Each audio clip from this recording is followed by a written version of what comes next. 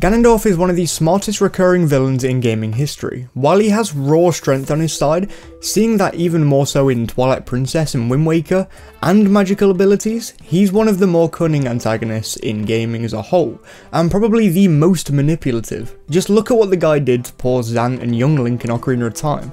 While most Nintendo villains out of Xenoblade and Fire Emblem are kind of vessels for people who are extremely powerful physically, Ganondorf really is the full package, and I think we're going to be seeing the Demon King at his most powerful we've ever seen him in Tears of the Kingdom, releasing in almost 3 weeks' time. But I don't want to talk about his physical or magical power in this game today. I want to talk about Ganondorf's potential plan to bring the Kingdom of Hyrule to its knees, since he has to have a plan. He can't have sit in this chamber for 10,000 years and not thought of a plan. He even conjured Calamity Ganon in his sleep. This man has to have something cooking. So let's discuss some of my own theories and some fan theories on what Ganondorf is planning in Tears of the Kingdom, starting from the beginning of the game all the way to the end. Though I'm sure he'll be doing a ton of stuff in the middle, we just don't have the foggiest idea of that just yet. Make sure to subscribe for just a ton of videos before the game releases, and let's get started with his resurrection. Like I said, I will be going through some fan theories, so I'll mention the whole demise theory very briefly at the end. But going off of my beliefs, we've pretty much seen Ganondorf's entire resurrection now, and I think that's completely fine, and is actually a decent way of marketing the game considering the mystery of rehydrated Ganondorf. We see Ganondorf wake up. He more than likely then shoots the malice we see crawling up Link's arm at the hero. Past this, we're kinda left in the dark, but I think we can make some safe guesses. Considering we've seen that the cave seems to be rumbling, that more than likely has something to do with the Gerudo King. Maybe he splits the cavern in two and simply flies out using the malice that's been built up over 10 millenniums. Either that or he'll cause an earthquake in the cavern purely to try and harm the hero, the princess, or both, which may end up happening if Zelda's glow doesn't mean anything. Though she'll seemingly be fine. Probably. Judging by the latest trailer, I'd wager a guess that the king would return to Hyrule's surface and rest atop this altar, though I'm not sure where this place is just yet. In this time, he'd likely use every single inch of his built-up power to return his body to its previous form, therefore giving him that physical ability back, since, whoever you are, it'd be hard to physically fight people with a katana if you just look like one of the monks. Unless you're Monk Mazkosha, but that one's beside the point, so whatever. This absolute flood of malice wouldn't just affect the user, but would shoot up into the sky, causing what we see here, what seems to be a beam of malice flying into the sky and affecting the clouds. On initial watches of the trailer, I believe this to be a superfluous detail, symbolising him bringing all of these enemies into the world. With it would come, I don't know, some new enemies that we haven't seen before, or maybe it'd just use up previous enemies, just like we've seen happen to the Bokoblins and maybe even the Lynels. But after much comment reading, I think I'm on a lot of your guys' side. I think that this shot could show Malice overpowering the sky barrier. Whether this is intentional or not is less clear to me. Personally, I'd say it's a result of his hatred, rather than something he wanted to do, showing his sheer power to longtime Zelda fans in the process. But what happens after this point? Well, I'm assuming that something has happened to Link while all of this is going on. Maybe he blanks out, or he's still making his way out of the cave. Either way though, Ganondorf would have plenty of time to set his plan into motion. After an age of planning, he'd have it done with time to spare. And what's the first thing that he would do? He'd want to torture the races that stood against him 10,000 years ago and now. So let's go one by one and discuss what he might do to fight against each race in Hyrule. And even outside of the surface of Hyrule, considering we're talking about the new trailer. Let's start with the Hylians themselves. Nothing too harsh seems to be happening in Hateno village just yet, but considering they are Link's race, I can't imagine Ganondorf feels like he needs to do anything to them, at least not until he rules over the lands. Killing their hero would be all he needs. Next, Ganondorf's own race, the Gerudo. Even in his newest shots, he's still wearing Gerudo jewelry, implying he still resembles a Gerudo, and I presume he wants his character to be the one sculpted for future Gerudo, since he wouldn't have any ties to the people who live in the desert right now, and they'll likely oppose him in Tears of the Kingdom. So we've already seen that he's going to be doing some damage in the desert. Most devastatingly for the Gerudo would be Molduga herds and sinkholes. Molduga herds would prevent the people of Gerudo Town from going anywhere else in the entire map.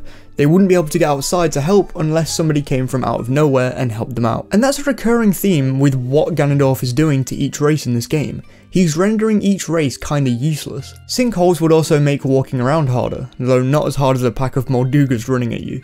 There's a sandstorm in the background of this sinkhole shot too, but it's unclear whether this has been kicked up by the mod doogers or if it's just been conjured in another way. Finally, we see something lifting out of the Gerudo desert. I've seen some conflicting opinions on this, but here is a tweet from Defunct Puma on Twitter. The area this structure seems to be from is somewhere in the middle of the Arbiter's grounds and the Great Fairy Fountain in Breath of the Wild. This personally tells me it's still possibly Arbiter's grounds. If it is, then the Demon King might have plans to use it as a prison himself at some point in the future, though we wouldn't see that in game I don't think. It'd still disrupt an everyday Gerudo's life though. There's also the chance it's a temple Ganondorf is going to use as his base of operations. But I guess we'll see. I think it's worth noting that from what we've seen in the next game, no one seems to have died in the Gerudo hierarchy, which means that there's still less overall damage being done here than there seems to have been done elsewhere in the game. Speaking of which, let's talk about the race that might be taking the brunt of Ganondorf's force, the Zora. Why do I say this? Well, Sidon is fighting alongside Link in this shot. Nothing seems off, right? Well, if we go to this shot a little later in the trailer, we can see the Zora crown atop Sidon's head. Is this sufficient evidence that King Dorephan is dead by this point in the game? Considering we also see the Goron champion in this shot for a frame or two, as well as the rest of the champions, I'm guessing this is right at the end of the game, possibly even right before the final fight, since you've probably had to have saved each race from their respective troubles. Could we actually see Ganondorf kill him? From a story level, I hope so. But at the same time, my boy Sidon shouldn't have to go through that. But yeah, I really do hope it happens, honestly. It'd bring the Zora people to their knees as they have to rely on a new king. Somebody who is definitely ready for their part to play, but isn't quite sure on how to play that part. I think it would make Sidon a genuinely great character, and it'd show Ganondorf's power considering that the king could fight a guardian. I think it would make Sidon a way better character, not just in this series, but in the realm of gaming. Along with this, Ganondorf, or whoever else is pulling the strings in the Lanayru region, also seems to be dropping this tar-like substance all around the lake beds of Hyrule. In this shot we can even see this line dropping directly into the water, not to mention the water around the Lanayru region just looks very brown, especially when compared to the water in the ocean. This is important because, well, the Zora have to swim in that water, and if that water functions similarly to the mud-like substance of the bottomless swamp, then the Zora aren't going to have a very good time trying to swim in it, leading to the death or severe injuries of multiple Zora.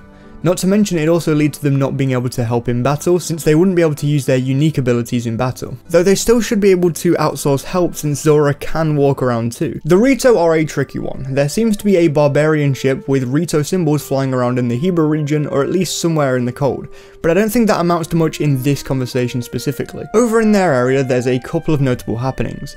1. Teba seems absent. I've seen a lot of people suggest that this is because of Rito people's lower lifespan, and while this is true, Teba was able-bodied and only just working up to his prime in Breath of the Wild.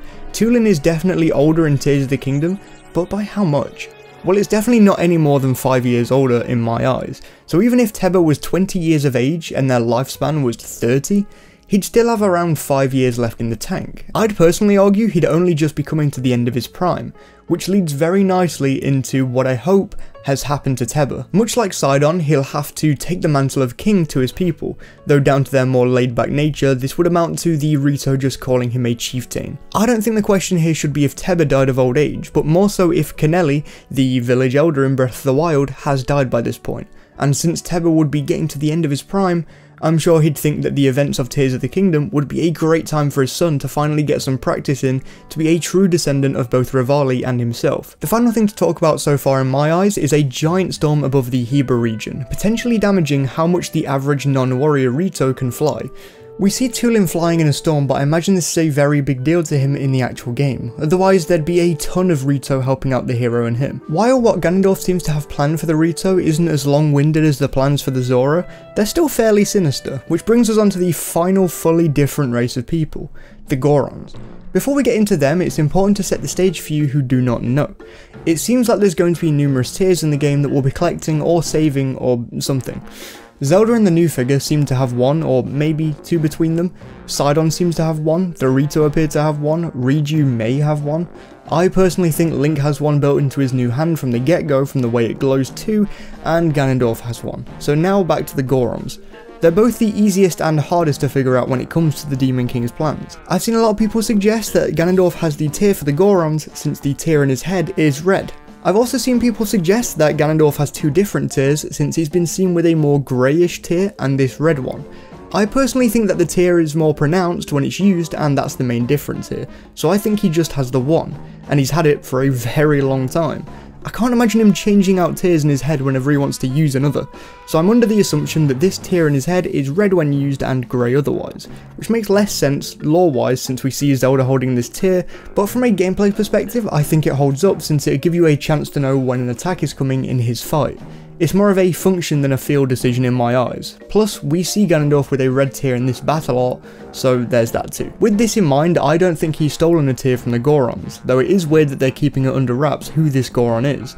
I think they'll have their own tier in game and it will just be a different colour than we were expecting, considering the Gerudo tier has to be orange and Ganondorf's tier is red, which connotates to power in pretty much any part of media and this series. On the less speculative grounds though, we've seen far less lava in the Elden region, but it seems to be that most of it is still underground in this section of the trailer. I think we'll be clearing out the malice blockage that's likely preventing the lava from seeping out into the open, but what does this achieve from Ganondorf's perspective? Well, lava is known to create igneous rocks, so while it wouldn't do much to the race short term, it leads to a lot of panic for the future. Now we come on to the Clorox, and I don't have much more to add on here than I've suggested in the past. Unless I'm mistaken, we still haven't had a real shot of the Deku tree being in his usual position, so in my eyes the worst thing that could have happened to the Clorox is that the tree dies, or is at least sent into the air. And considering the sky barrier theory, or the islands not coming from the earth in general, I think it's actually easier to assume that the tree has been killed and possibly torn down somehow, though these are heavily speculatory claims in a video that's more based in facts, so let's move on. The Sheikah and the Yiga. Well, I have a dedicated video on the Sheikah coming in the next few days, so I'll dig a little bit into this then, but the Yiga? Well, I have exactly one shot and one idea that the Yiga might have something to do in Tears of the Kingdom. We've seen Ganondorf resurrecting older enemies in the series, such as Gleeok. I imagine he'd be able to resurrect somebody who likely died much sooner, and we see this shot in the latest trailer that looks like it was taken in the bottomless pit in the Yiga hideout, exactly where we saw Master Koga meet his demise in Breath of the Wild. Could we see a goofily unaware Koga fighting the hero? Well, I'm not here to come to solid conclusions right now, but I definitely hope so. Plus, some of you guys might be able to do more justice on this idea than I can. I won't be talking about the Zonai today, since they might be a part of Ganondorf's journey that he hadn't planned for, but there is one more set of people I've yet to mention. The Mushroom Dudes. I can't imagine Ganondorf has done too much to upset them, apart from exposing the caves that would have potentially been their home before the events of the game takes place. So what's happening over the course of the game? Well, I imagine he's having his minions start to take over the kingdom for him if Hylians fighting monsters is of any kind of importance, and we've seen that certain bokoblins carry backpacks on their back that carry items, just like how we see this bokoblin holding Choo Choo Jelly in this bag here. While this stuff might not do anything gameplay wise, it could hammer home that Ganondorf is truly trying to take over Hyrule. He's trying to disturb the natural order, that same sense of adventure that was so prevalent in Breath of the Wild. There are also malice vents around the map. From a gameplay sense, we also don't know what these do yet, but from a story perspective, this also furthers his goal of taking over the kingdom. One fan theory is the theory that Ganondorf has locked Zelda into the Sacred Realm and this was his plan from the start. Honestly, I'm not too sure of that, and I don't think there's enough evidence for me to personally believe that's true or false at the minute. I think we'll have to wait until release to see if that speculation piece is right. It's kinda similar with Demise, to be honest. There's a lot of references and stuff, but I'm not sure of this myself either. I'm in the camp that believes this shot is just Ganondorf, but I'll entertain the idea for the video. Ganondorf's endgame could be the second coming of Demise, or more likely in my opinion, is that Ganondorf fails to break the cycle yet again. He fails to destroy the kingdom, which leads to Demise coming out as the final boss fight. Though this makes no sense, so I think that's as far as I'm going to take the idea. One final fan theory I've seen running around to do with this plan is that Ganondorf is going around the map and grabbing all of the tears over the course of the game. I also personally don't think there's enough evidence to suggest this either, though it is definitely a possibility. Sure, some of his jewelry could hold other tears and there's been two differently coloured tears sighted in his head, but I suggested why I don't think they're two different tiers already. And on top of that, I just don't think there'll be a real reason for Link to traverse dungeons at that point, especially if the story is linearly told with an open world. I like the theory and I think it would be cool in game, and if it happens, then cool. But for now, it's speculation and that's about it in my opinion, much like a lot of what we've talked about to be honest. Saying this, I could see Ganondorf taking each tier from each champion in what might be the final fight, and we see a shot of this about to happen in the final trailer. But honestly, at this point, we're not speculating on Ganondorf's plan, but more so what ends up happening progression in the game through way of the hero, and that's not what we're here for today. What else do you think is a part of Ganondorf's plan, and do you think I'm pretty spot on with what I said in this video, or am I dead wrong? Let me know in the comment section and I'll get a reply or heart over to everyone. Please subscribe for more weekly content in the lead up to Tears of the Kingdom's release, and you'll join the 22% of people who are watching that are subscribed. Plus, like the video if you enjoyed it, it helps me a ton. Thank you to all of my amazing Patreon supporters and members, with an extra special thank you to Sumji and Gerudo as usual. Thank you all for watching, and I will see you soon. Please stay safe.